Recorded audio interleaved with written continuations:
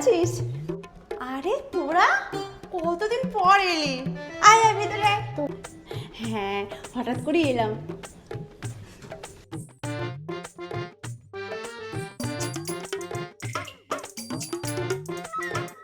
তারপরে বল, তোরা সবাই ভালো আছিস তো?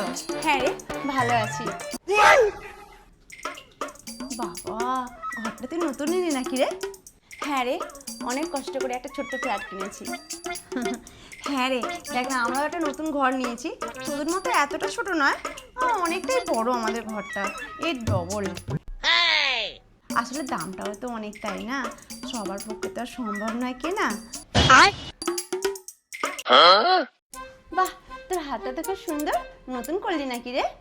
আর বলিস না, আমার বড় না পারে কিছু, জানিস তো। এবারে বিবাহবার্ষিকী আমাদের এই হারটা আমাকে গিফট করেছে আমার বর।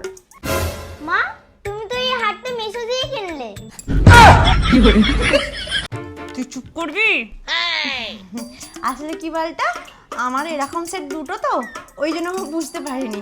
আসলে এরকম একটা সেম আমি অর্ডার করেছিলাম তো মিশো থেকে, ও ওইটাই সেটা ভেবেছে আর কি।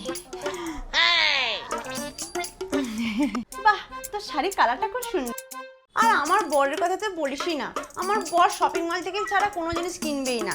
এই শাড়িটা শপিং মল থেকে কিনে দিয়েছে। মা, তুমি তো শাড়িটা সেদিনে 150 টাকা সেলে কিনলে। চুপ করবে এবার? বড়ি চল, তারপর তোকে দেখাচ্ছি। বুঝলি তো, আমি অনেকক্ষণ থেকে বাড়ি থেকে বেরিয়েছি। আমি না একটু আসছি, বুঝলি, পরে আবার আসবো। আচ্ছা ঠিক আছে, আয় তাহলে। কি করে